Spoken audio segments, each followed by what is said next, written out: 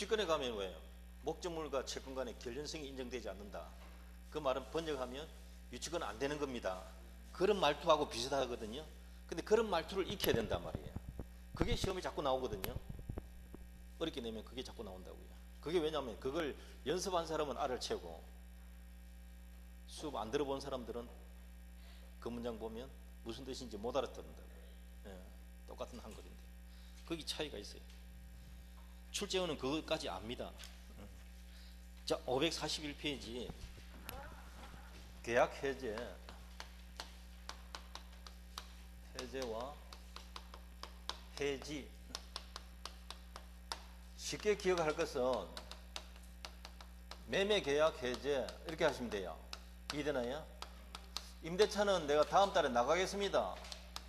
임대차 계약은 뭐가 될까요? 해지. 임대차도 계약하지 말자, 이거 뭐 들어가기 전에 이거 그만두겠다 이렇게 하면 그건 해제가 돼요. 이제 살다가 곧 나가겠습니다 이렇게 통보하는 거는 해지 통보를 하는 거예요. 해제가 아니고. 그러면 차이점이 뭐냐? 해제든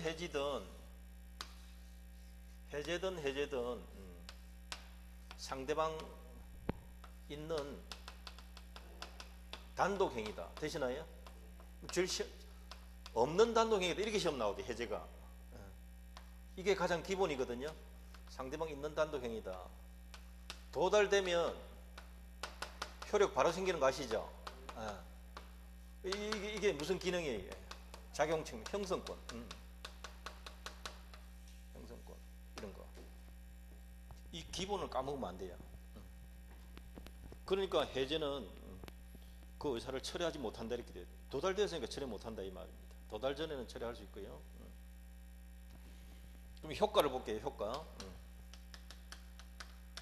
해제 효과는 해제의 효과가 뭐냐?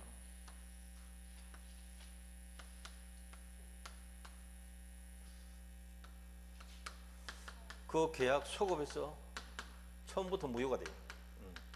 해제하면. 그 다음에 원상 회복해야 돼요. 이건 꼭 기억해야 됩니다.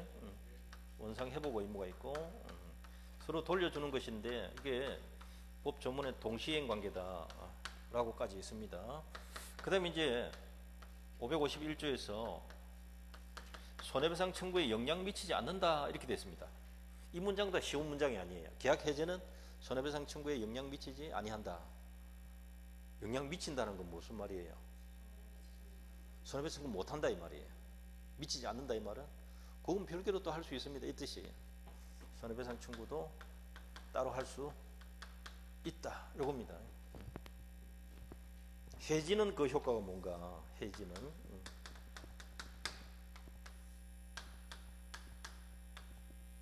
소급해서 무효가 아니고요. 다음 달 초부터 나갑니다 했으니까 이번 달 말에 나간다 했으니까 그때부터 이제 무효가 되는 거죠. 장래효라는 거죠. 장래효. 이번 달 월세는 내야 됩니까? 안 내도 됩니까? 이번 달 월세는 정리하고 나가야죠. 그러니까 정산 의무가 있다 이렇게 하면 돼. 원상 회복이 아니고 정산 의무가 있다. 그리고 상대방의 채무불이행 때문에 해지했다면 손해배상 청구 따로 할 수 있다. 예. 뭐 더 몇 개월 더 거주할 수 있었는데 그 사람이 약속 어겼다. 그럼 손해배상 청구할 수 있다. 별도로 손해배상 청구할 수 있다. 다른 점이 위에 거 두 가지잖아요. 보세요.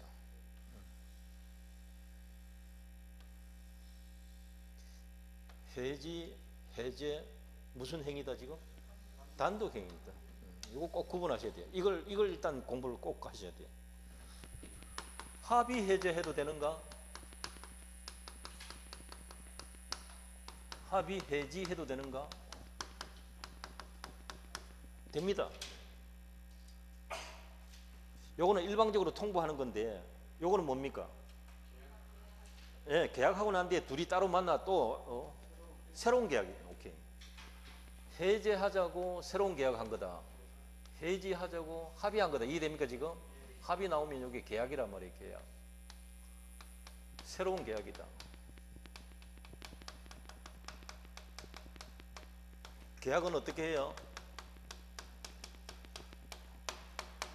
명시적으로 합니까? 묵시적으로 해도 됩니까? 묵시적 이거 시험 나왔단 말이죠. 새로운 계약이다.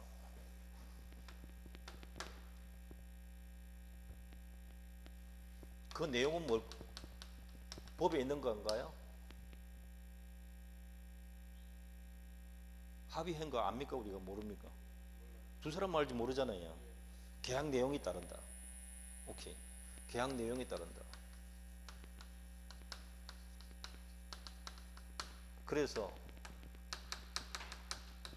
손해배상 하기로 하는 특약이 없다면은 얼마 물어준다 이런 합의가 안 돼 있다면 채무 불행으로 인한 손해배상 청구 요거 세 번째 거 요거 있잖아요.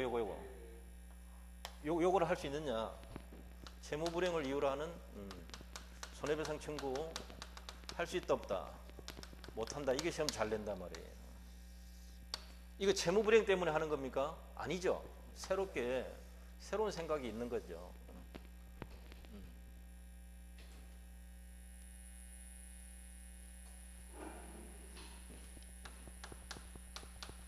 해제나 해지에 관한 단독 행위에 관한 법 조문 여기서 적용할까요? 적용할 수 없는 거죠. 이거는 계약이고 이거는 단독 행위고.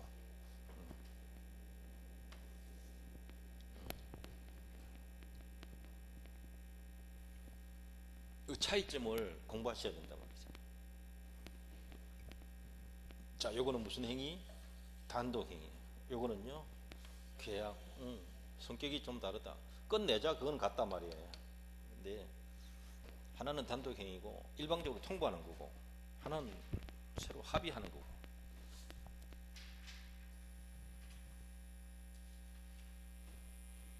그러니까 이자 돌려주라. 이 조문이 적용된다 안 된다. 이게 적용 안 된다는 거죠. 또 해제함으로써 합의 해제함으로써 소유권은 당연히 복귀하고요. 당연히 복귀하고.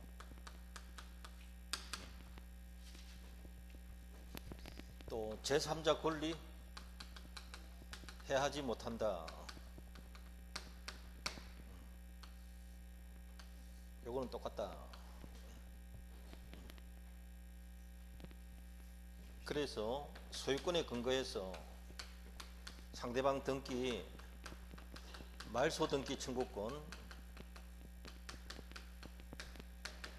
채권적 청구권이다, 물권적 청구권이다. 물권적 청구권이다. 소멸시효 걸린다 안 걸린다. 소멸시효 걸리지 않는다. 이런 것들이 다 시험 나온 거예요.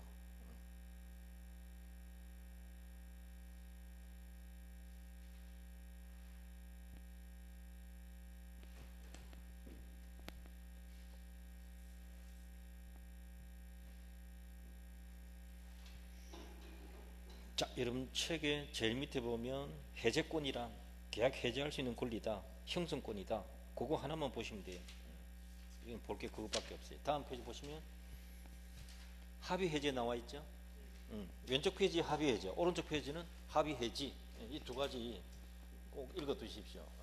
이걸 하도 많이 내다 보니까 이제 자꾸 이쪽으로 시험 내는 거죠. 합의 해지는 최근에 한 번 냈어요. 그동안 이게 많이 나오더라고요. 그 이전에는 주로 이것만 냈어요. 해제만.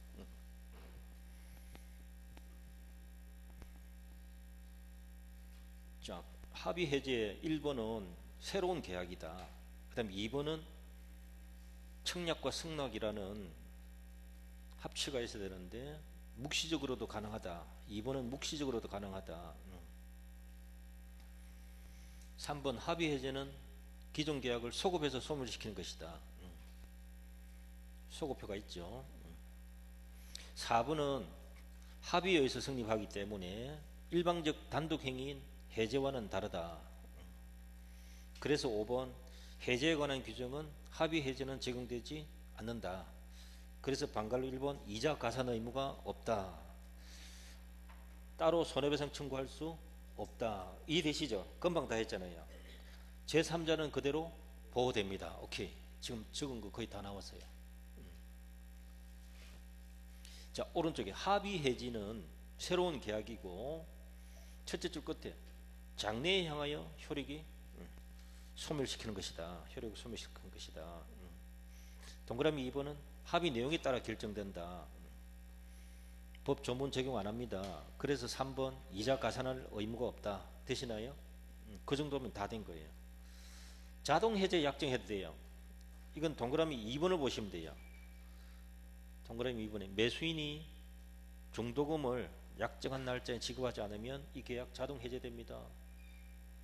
이렇게 특약해두면 실제로 그 날짜에 지급 안 하면 해제 의사 표시 안 해도 자동 해제됩니다. 이걸 실권약관이라고 그러죠.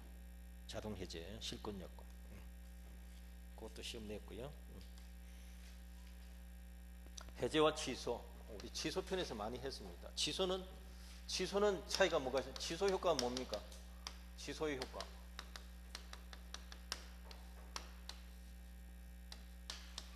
소급해서 무효. 되시나요? 이런 게 중요합니다. 여러분 민법 이런 게 지금 핵심이에요. 이걸 꼭 제대로 알고 계셔야 돼요. 원상회복입니까? 부당이득 반환입니까? 원상회복이라 하지 않습니다. 부당이득입니다. 해제에서는 원상회복이라는 용어를 써요. 단어가 다릅니다. 요거는 받은 거 있으면 돌려주면 되는 것인데요. 이거는 받기 전에 원상태로 되돌려야 돼요.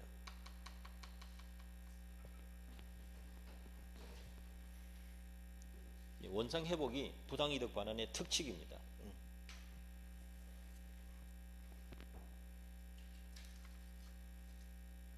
자, 다음 페이지. 해제는 두 가지가 있습니다. 해제권 행사를 누가 할 거냐 정해도 됩니다. 그걸 약정해제라고 그래요. 그 다음에 법이 정해놨습니다. 채무불이행이 있으면 해제할 수 있다. 적어놓은 게 법정해제예요. 해제 종류가 몇 가지가 있다고요? 두 가지가 있습니다.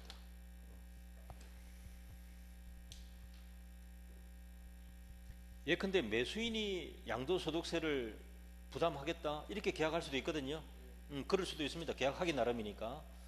그런데 소유권 이전 등기하고 난 뒤에 매수인이 2개월 이내 양도소득세를 납부하지 않으면 이 계약은 자동으로 무효가 됩니다. 이해됩니까? 그렇게 특약할 수 있단 말이에요. 그러면 뭡니까 이게? 약정해제 사유예요.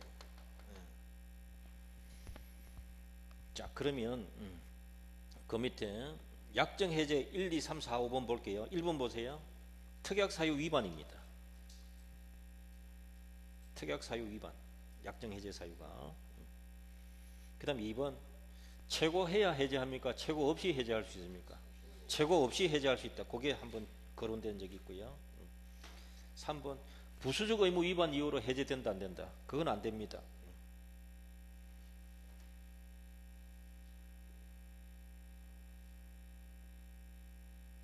그 다음에 이 3번 지문은 둘째 줄을 주목해야 되는데요. 약정해제는 손해배상 청구권 인정되지 않는다. 그거예요. 이것도 문장을 너무 잘라놨네요. 손해배상 한다는 특약이 없으면 손해배상 청구 못하는 것인데 원칙적으로 손해배상 청구권 인정되지 않는다. 원칙적으로 그렇게 적어두세요. 그 다음 4번 약정해제권이 유보되어 있다. 이것은 채무불이행을 원인으로 하는 법정해제권 성립에 영향 미친다, 미치지 않는다. 자, 이 4번 문장을 이해를 하셔야 돼요. 약정해제 사유를 정해놨는데 법정해제가 가능하다는 말입니까? 안 된다는 말입니까? 가능하다는 말입니다. 법정해제 사유가 발생해가지고 해제할 수 있는 부분을 못하게 하는 건 아니다 이 말이거든요. 영향 미치지 않는다 이 말이. 방해가 되지 않는다 이 말이에요. 그러면 약정해제권 있다 하더라도 법정해제가 될 수도 있다라는 겁니다. 그 말이 어려운 거예요. 4번. 그 다음에 이 약정해제권은 중도금 전에 해야 될까요? 중도금 이후라도 될까요? 상관없습니다. 그게 또 한 번 시험 나온 적이 있어요. 계약권 계약 해제는 언제까지만 됩니까? 중도금 전까지만 돼요.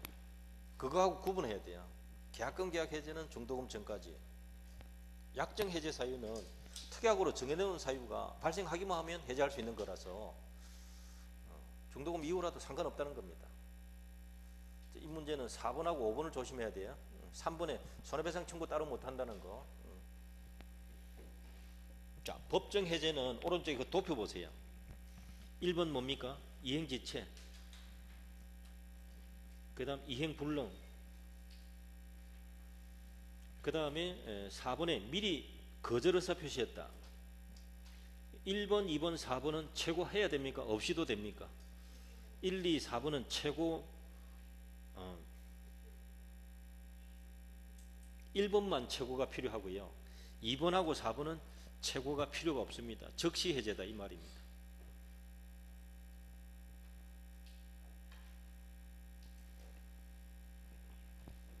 자, 여러분 책에 544조가 나와 있죠. 한 페이지 넘겨보세요. 아래쪽에 3번에 1번 정기행위 찾으세요. 정기행위.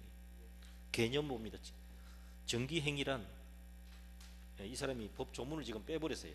여기 정기행위란 계약의 성질상 일정한 이행기에 이행하지 않으면 계약 목적 달성할 수 없는 것. 그거 내려놨어요.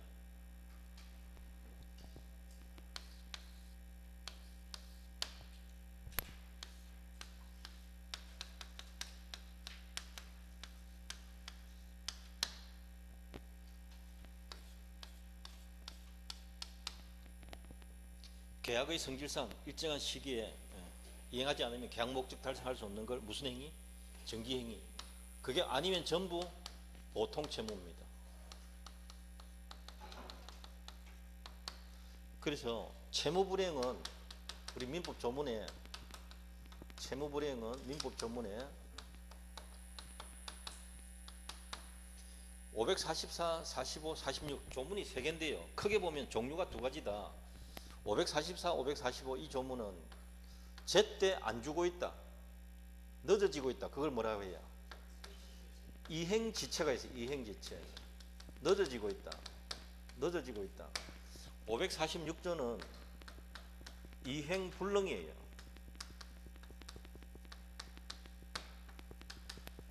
채무불이행으로서 이행불능은 누구 잘못입니까?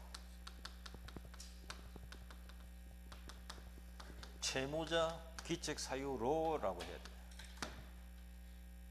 이행불능돼야 돼. 아까 채무자 기책사유 없을 때 불능되면 뭐였습니까? 위험부담. 앞 시간에 했잖아요. 이게 채무불이행이에요. 이걸 꼭 구분하셔야 돼요.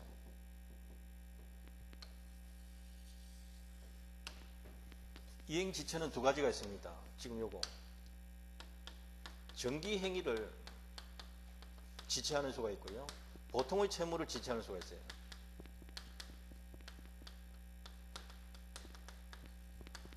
이거는 최고를 했다가 그래도 이행하지 않으면 해제하라 이렇게 돼 있어요. 근데 보통의 채무라도 이행 거절 의사를 명백히 표시했다.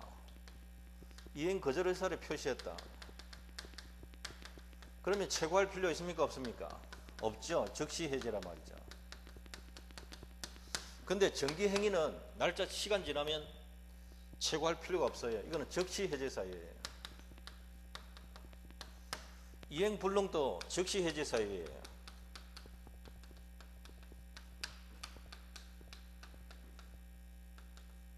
반대 채무 이행 제공해야 되나요?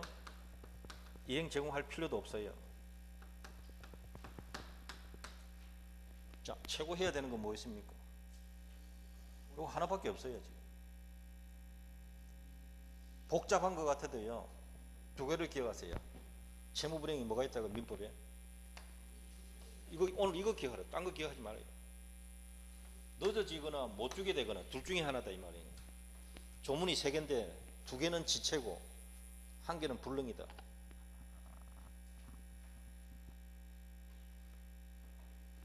늦어지는데 채무가 종류가 몇 가지가 있다고요? 정기 채무 아니면 전부 보통 채무. 오케이. 정기 채무는 늦어지면 어떻게? 기다릴 거 없잖아요. 이걸 딱 기억하라고요. 나머지는요 기다릴 수도 있거든. 그러니까 최고 후에 해제하라. 그래도 안 가져오면. 이행 불능은 기다릴 필요도 없잖아요. 즉시 해제죠. 이걸 기억하세요. 이거를. 이거 위주로 시험 냅니다. 법 조문이 요 2가지거든요.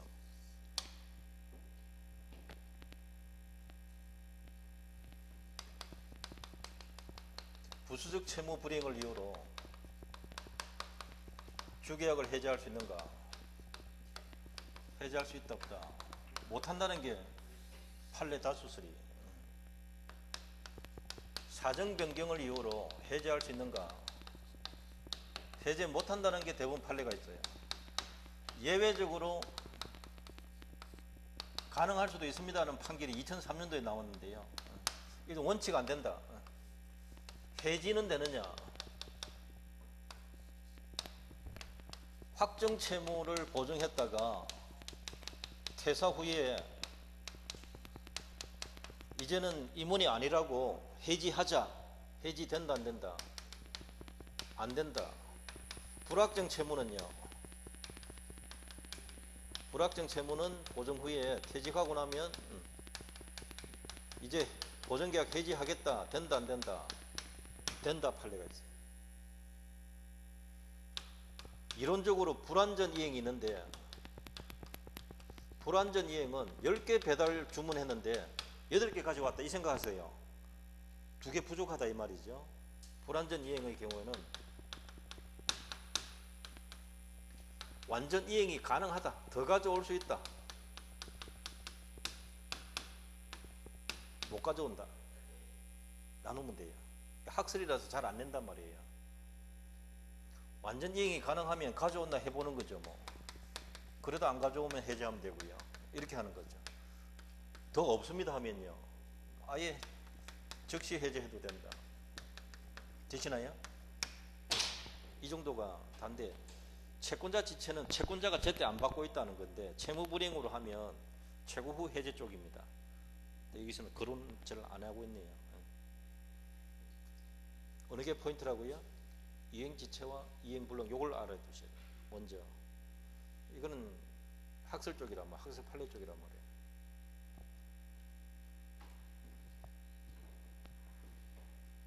최고한다는 것은 이행하라 이행하라고 알리는 건데요. 상당한 기간 정해서 해야 돼요. 과다 최고하면 될까요 안 될까요? 그거는 과다 초과 부분은 인정 안 해줍니다. 다툼이 있으면 심리적으로 압박하겠죠. 깡패처럼. 자, 정기행위 요걸 꼭 기억해 두시고 그 다음에 앞에 보시면 544조 제목이 이행지체와 해제입니다. 당사자 일방이 그 채무를 이행하지 아니한 때 상대방은 상당한 기간을 정하여 이행을 최고하고 그 기간 내에 이행하지 아니한 때는 계약 해제할 수 있다. 이게 보통 채무에 관한 법 조문이란 말이죠. 그러나 채무자가 미리 이행하지 아니할 의사를 표시한 경우에는 최고를 요하지 아니한다. 즉시 해제 사유다. 그건데요. 그것보다도 정기 행위를 꼭 먼저 기억하셔야 돼요.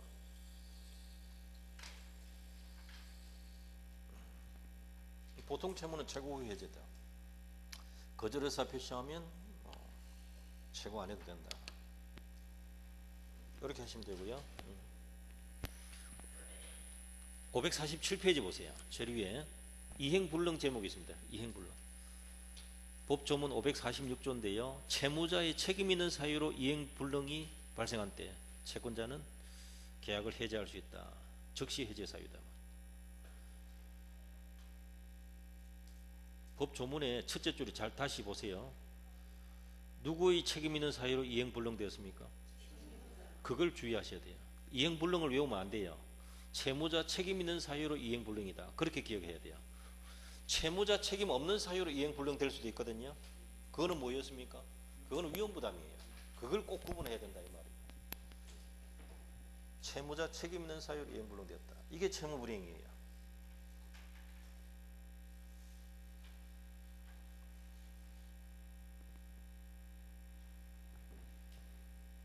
그 기출문제도 잘 보면 이행불능하고 정기행위는 거의 반드시 시험에 나와요. 시문에. 그 다음에 나머지 플러스 시킨단 말이에요.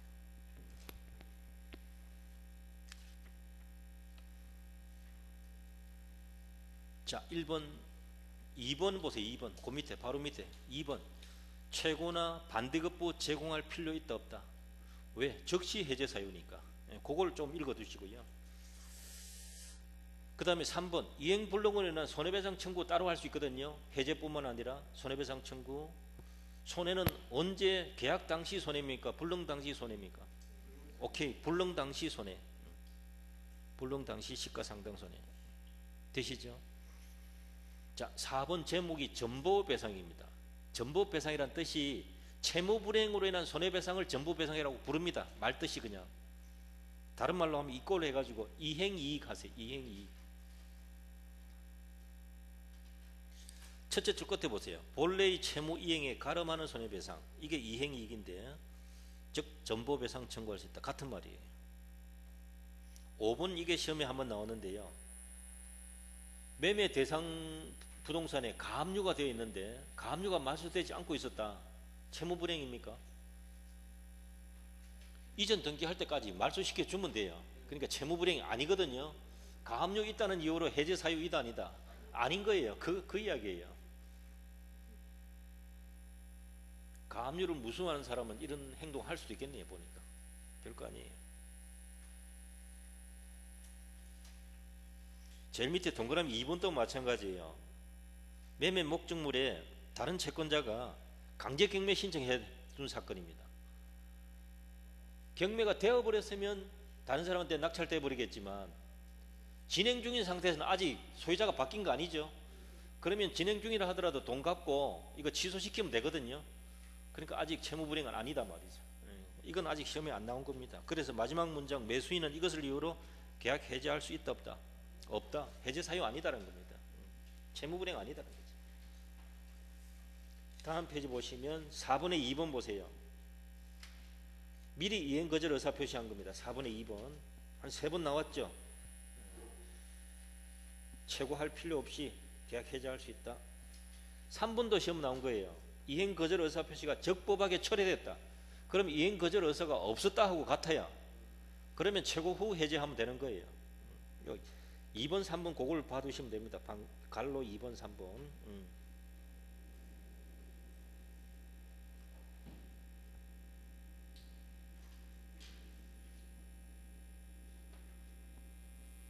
오른쪽 페이지 6번 부수적 채무 위반 시 해제할 수 있는가? 못한다.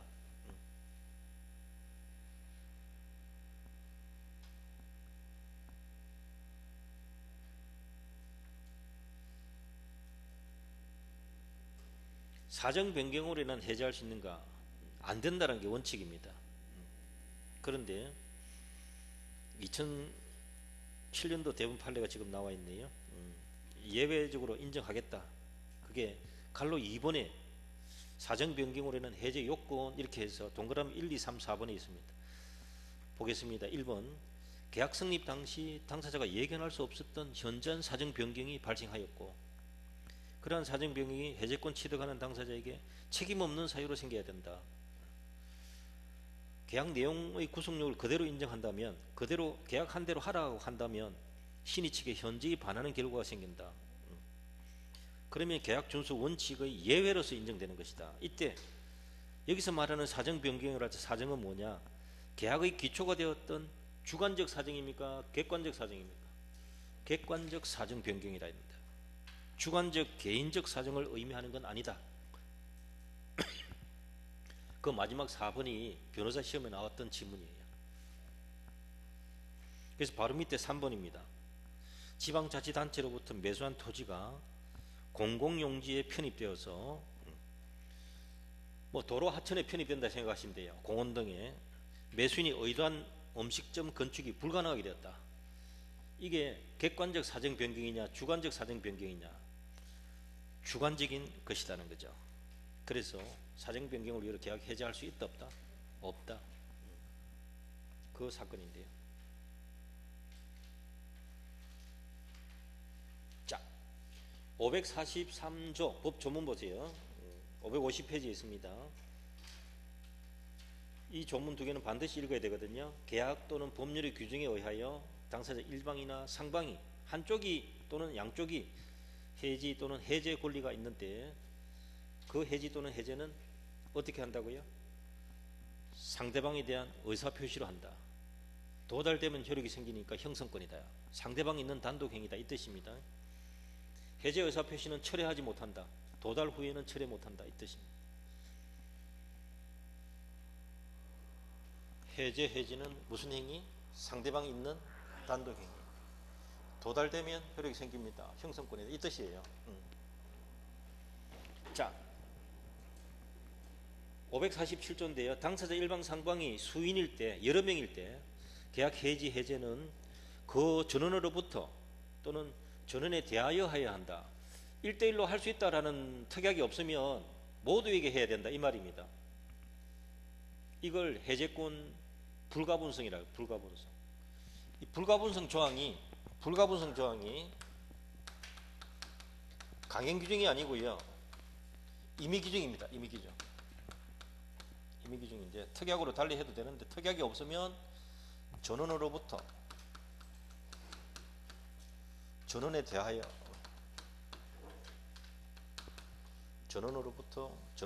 이렇게 불가분성. 자,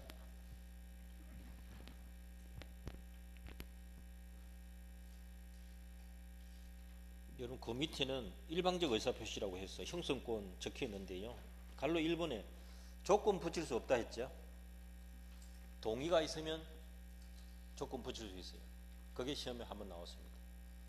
해제는 일방적 단독 행위라서 원래 조건 못 붙입니다. 근데 상대방 동의가 있으면 조건 붙일 수 있습니다. 한번 시험 나오셨어요. 자, 오른쪽 페이지 제일 위에 4번. 계약을 위반한 당사자도 해제 효과 주장할 수 있다. 자, 을이 채무불이행이었다. 그래서 갑이 계약을 해제했을 때 을도 이 계약은 소급해서 무효다라는 걸 주장할 수 있다 없다? 있다.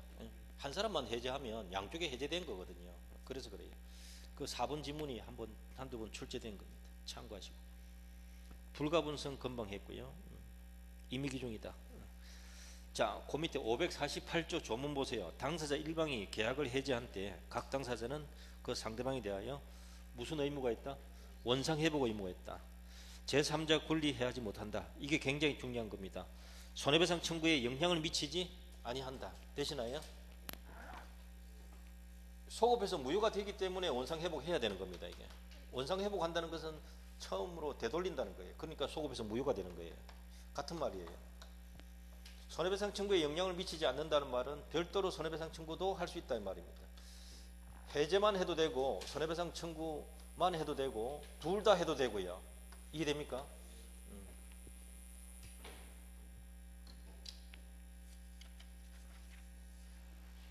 다음 페이지 보면 계약의 소급적 실효 1번 보세요.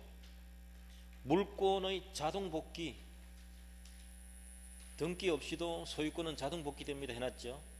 이 문장은 갈로 2번을 보셔야 돼요. 물권의 자동 복귀 그거. 자, 보겠습니다. 원인 행위인 채권계약이 해제되면, 매매계약이 해제되면 그 계약 이행으로 변동이 생겼던 물권은 당연히 계약이 없었던 원 상태로 당연히 복귀한다. 되십니까? 이 문장을 꼭 기억하셔야 돼요. 자, 여기 적어놨습니다. 조금 전에 우리 소유권은 당연히 복귀한다 이 뜻이에요. 그래서 3번 해제로 인한 매도인의 말소 청구권은 무슨 청구권이다? 물권적 청구권이다. 소멸시효 걸리지 않습니다. 이렇게 또 있습니다. 그래서 여러분 책에 있는 갈로 2번과 갈로 3번은 꼭 읽으셔야 된다. 자, 오른쪽에 원상 회복합니다.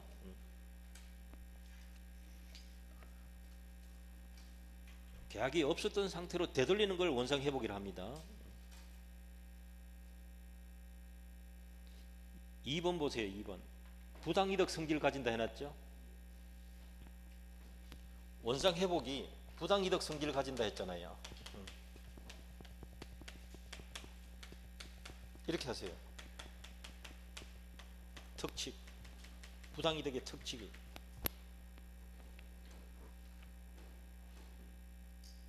왜 특칙이냐? 3번의 1번 보세요.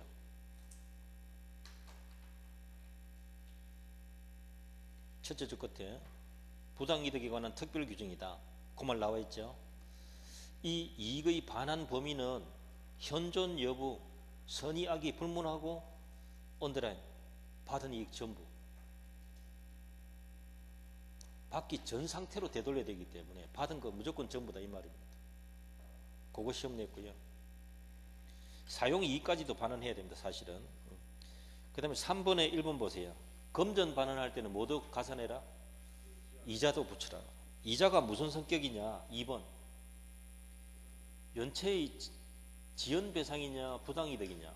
부당이득이다. 그거 시험 냈고요. 이행지체로 인한 게 아니다 나와 있죠. 남의 돈에 이자 붙여줘야 되는 것이다. 남의 돈이니까. 다음 페이지 551조 계약의 해제는 손해배상 청구에 영향을 미치지 않는다. 이 말은 1번의 제목 보세요. 병존 찾았습니까? 병존이 무슨 뜻이에요? 둘 다 할 수 있다. 하나만 해도 되고 둘 다 해도 된다. 같이 존재한다. 그걸 이해하시면 돼요. 그 다음에 2번에 2번 보세요. 해제의 경우에 손해배상 범위는 어디까지다? 이행이익. 그것도 시험 냈고요. 이행이익보다 적은 실내이익 청구하는 것은 상관없습니다. 실내이익 청구하더라도 이행이익을 초과 못하기 때문에 그 원칙 이행이익 기억하시면 되고요. 불능의 경우는 언제 기준? 바로 밑에 3번 불능 당시 찾았죠. 그거 시험 낸 거예요. 그 다음에 3번 제목 동시이행. 서로 돌려주는 것은 동시행관계다. 법 조문이 있거든요. 무효와 취소는 법 조문이 없어서 판례가 인정하는 동시행이고 해제는 동시행 규정을 준용하기 때문에 법 조문이 있는 경우고 그게 다른 겁니다. 자, 중요한 게 하나 나왔습니다. 오른쪽 페이지 제3자입니다. 제3자 2번 보세요. 2번 가운데 있습니다. 민법 548조 단서는 해제의 소급표는 제3자 권리 해하지 못한다. 언더라인. 그게 조문이에요. 자, 해제로서 제3자 권리 해할 수 있다 없다? 해야지 못한다. 요 조문이에요. 548조 1항 단서인데요. 요거는 판례에 따르면 당연한 조문이 아니고 특별 규정입니다. 판례는 어떤 입장 취하길래 원인 행위가 실효되면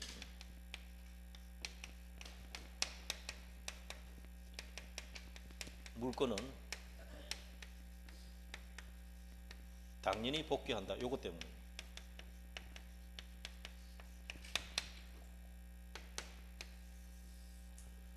이게 유인설이라 하거든요. 유인성, 유인설. 판례 입장입니다. 판례 기준으로 볼 때 소유권이 당연히 돌아오기 때문에 이 조문은 특별한 조문이다 이 말이에요. 제3자를 보호하는 특별한 조문이다. 자, 하나 더 얹어 납시다. 그 밑에 3분의 1번 제3자란 찾았나요? 요겁니다. 해제된 계약으로부터 생긴 법률적 효과를 기초로 새로운 이해관계에 가졌을 뿐만 아니라 등기 인도 등으로 완전한 권리 취득한 자, 그건 그냥 그대로 시험 나온 겁니다. 제3자.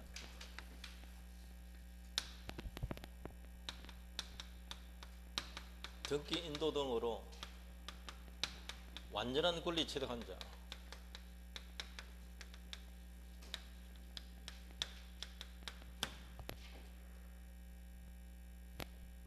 자, 제가 지금 그림을 하나 그릴 테니까 한번 이해해 보세요.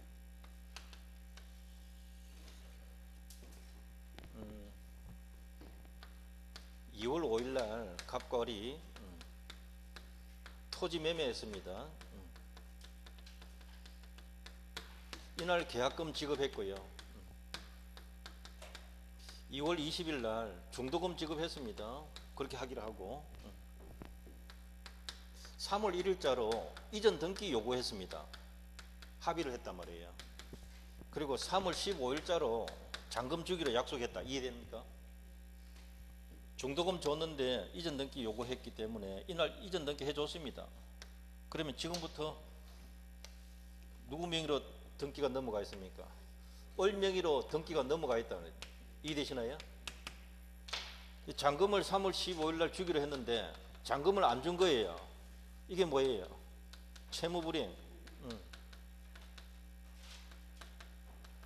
최고까지 했다가 그래도 안 주는 거예요. 그래서 결과적으로는 계약 해제한 거예요. 이해되시나요?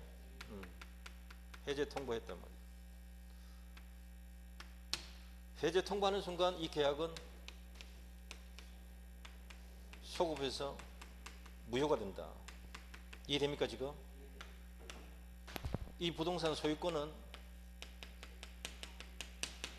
이 등기 말소 안 해도 당연히 복귀한다. 이거 외우셔야 돼요.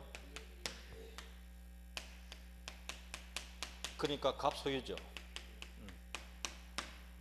그러니까 을 소유가 아니죠. 근데 등기는 누구 앞으로 남아있어요? 을 명의로 남아있단 말이죠. 을 명의에 등기 말소하고 이해됩니까?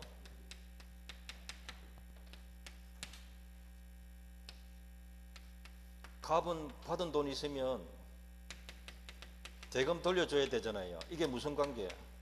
동시행 관계다 이 말이에요. 금방 다 했잖아요 지금. 문제는 보세요. 3월 1일 날 등기해주고 5월 31일 날 말소해주기로 약속했다. 5월은 너무 늦나요? 4월 말까지. 4월 31일은 없으니까 4월 30일까지. 그냥 날 잡아 봅시다. 이거 적어도 되고 안 적어도 돼요. 근데 보시면 3월 1일 이후부터 등기 말소 전까지 누구 명의로 등기되어 있어요? 을 명의로 되어 있잖아요. 이게 문제다 이 말이에요.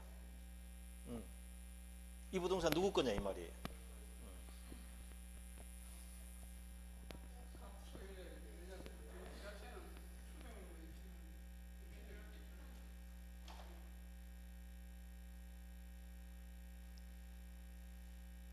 갑 거라고 이거 적어놨잖아요. 근데 왜 을 거라고 그래 지금?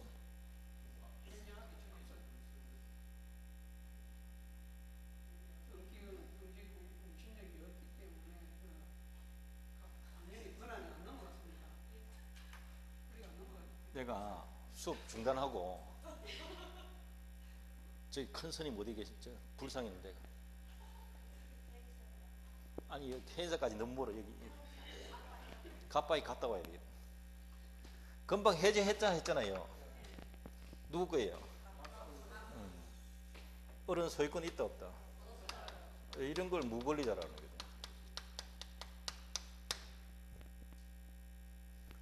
무 없다.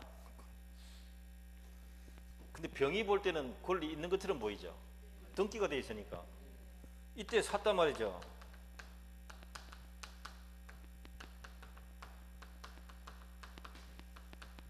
이때 살 수도 있잖아요. 이렇게 등기된 사람은 보호해줘야 안 되겠나 이 말이거든요. 보세요. 제3자가 뭐라고요? 등기 인도 등으로 완전한 권리 취득한 이 사람 해제되더라도 그 사람 권리해하면 안 됩니다. 판례는 소유권이 당연히 돌아온다 해놓고는 보호해라고 해놓으니까 이거는 특별하게 만들어둔 거다. 왜? 소유권 없으니까 보호 안 되는 사람이 당연하거든요. 이 조문 때문에 보호된단 말이에요. 이 조문이 아주 특별한 거다 말이에요. 이해됩니까 지금? 당연 규정이다, 특별 규정이다. 판례 기준입니다. 요거 때문에 그래요. 요 이론 때문에 그렇다. 이해되시죠? 요게 판례가 요 방법 하기 때문에 요게 요렇게 된단 말이에요. 소유권이 당연히 돌아오니까 이 사람 보호해야 되지 않느냐. 근데 해제 전에는 제3자 다 보호되는데요. 해제 후에는 이거 알고 있는 사람도 있거든. 보호 안 해준다. 해제 후에는 누구만? 선의만 보호한다. 이까지도 보호해 주겠다는 거죠. 핵심이 요겁니다. 완전한 권리 취득한 사람.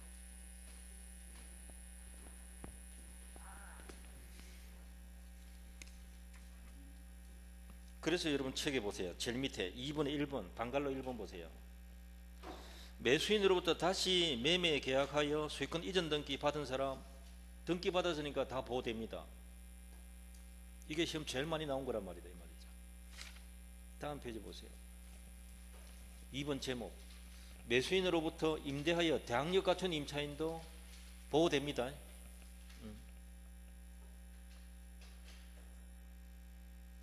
그 다음 3번, 해제된 계약에 근거해서 그 목적물을 가압류했다. 목적물 가압류한 채권자. 목적물이 부동산이거든요. 부동산 가압류하면 등기가 됩니다. 이 사람 보호돼요. 4번은 이전 등기 마친 자 마찬가지고요. 교환해도 마찬가지, 매매해도 마찬가지. 자, 그런데 오른쪽 페이지 제일 위에 보세요. 계약의 해제 후 찾았나요? 해제 후라는 단어를 찾아야 된다. 말소 등기 전에 해제 사실 알고 모르고 새로운 권리 취득한 자도 된다 안 된다? 포함된다. 오케이. 해제 후에는 선의 제3자도 보호된다 이 말이거든요. 자, 4번 보십니다. 4번. 제3자가 아닌 사람이 있단 말입니다. 채권 양수인 된다 안 된다? 안 됩니다. 채권에 가압류한 사람, 가처분 받은 사람 안 됩니다. 이 두 사람은 시험에 제일 많이 나오는데, 왜냐하면 채권 양수인이나 채권에 가처분 채권자는 등기가 안 됩니다. 그래서 그래요. 제3자들이 알 수가 없는 거예요. 그래서 그래요.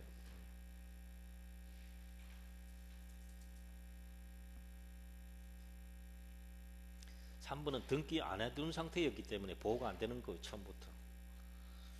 4번에 제3자를 위한 계약의 수익자, 이 사람 제3자입니까 아닙니까? 이 사람은 그냥 수익자지 여기서 말하는 제3자가 아닙니다. 새로 거래 맺은 사람이 아니거든요. 5번 이거 시험 나왔습니다.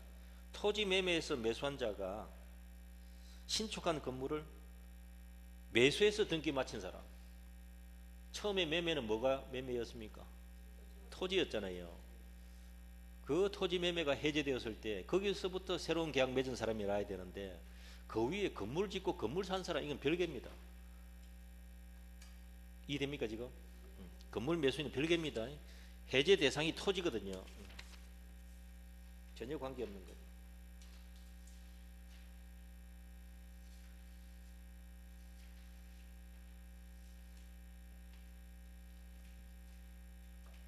(6번에) 보세요. 다음 페이지. 미등기 무후가 건물에 관한 매매계약 해제되기 전에 매수인으로부터 해당 무후가 건물을 매수하고, 언제를 합시다. 무후가 건물관리대장의 소유자로 등기됐다. 그럼 이 정도만 되면 완전한 권리 취득한 것인가? 이게 문제예요. 소유권 취득은 어디다 기록해야 됩니까? 등기부 해야 돼요. 건축물 대장의 소유자 기록된 것은 권리 공시 기능이 있다 없다? 없다. 그것만 이해하시면 충분히 이해할 수 있습니다. 근데 이 지문은 아직 시험에 안 나온 지문이에요. 2014년도 판례잖아요. 아직 출제 안 된 지문.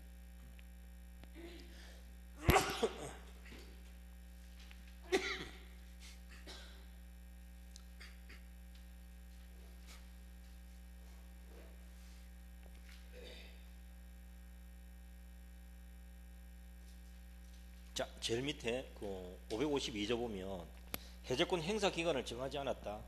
상대방은 상당한 기간 정해서 최고할 수 있다. 그 기간 내에 해제 통지 받지 못하면, 찾았나요? 받지 못하면 이거 도달주의예요. 발신주의가 아니고. 답변 없으면 어떻게 된다고요? 해제권 소멸. 하나 더 있습니다. 법조문이 오른쪽 페이지 제일 위에. 해제권자의 고의 과실로 계약 목적물이 현저히 훼손되거나 반환할 수 없게 되었다. 그럼 이게 원상 회복이 안 되겠죠. 그래서 이때는 또는 가공이나 개조로 인하여 다른 종류 물건을 변경되었다. 그러면 원계약 해제는 이제 끝난 걸로 하자. 해제권 소멸한다. 되시죠?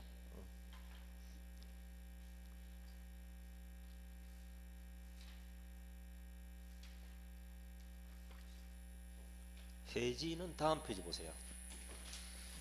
1번 해지 효과. 소급해서 소멸입니까? 장래에 향하여 소멸입니까? 장래의 효. 그 다음 2번 계약 해지는 손해배상 청구에 영향 미치지 않는다. 손해배상 청구 따로 할 수 있다. 되시나요? 오케이. 하나 더 적어야 되죠. 뭐가 있어요? 정산 의무가 있다. 정산 의무. 그 다음에 3번은 합의 해지입니다. 합의 해지. 합의해서 새로운 계약한다는 거죠. 해지를 위한 새로운 계약. 뭐 이 책에는 이자 가산 의무 있다 없다? 없다.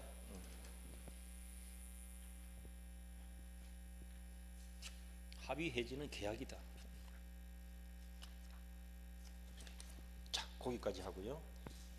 지금 합의 해제 이게 시험 새로운 계약 이게 한 번씩 나오고요. 근데 기본 이걸 꼭 알아두셔야 됩니다. 기본을 꼭 알아두셔야 돼요. 약정 해제는 특약으로 그 사유 정한 거고요. 법정 해제는 사유가 뭡니까? 채무불이행. 여기 있네요. 채무불이행. 민법에 몇 가지 있습니까? 2가지. 뭡니까? 지체와 불능. 2가지. 해제로서 제3자 권리 해칠 수 있다 없다? 판례는 당연히 복귀하니까 이걸 특별 조항으로 보고 있다. 아시겠죠? 제3자는 어떤 사람을 보호합니까?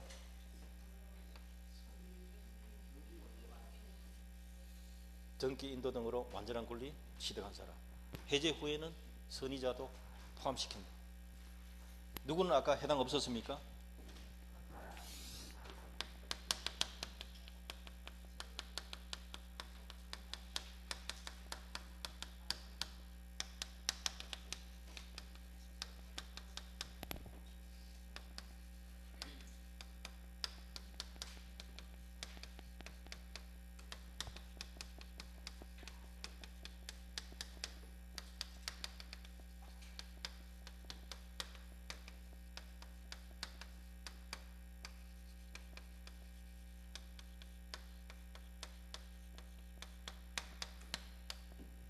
이 2사람 조심해야 돼요. 등기 안 된 사람. 자, 다음 시간에 매매 보겠습니다.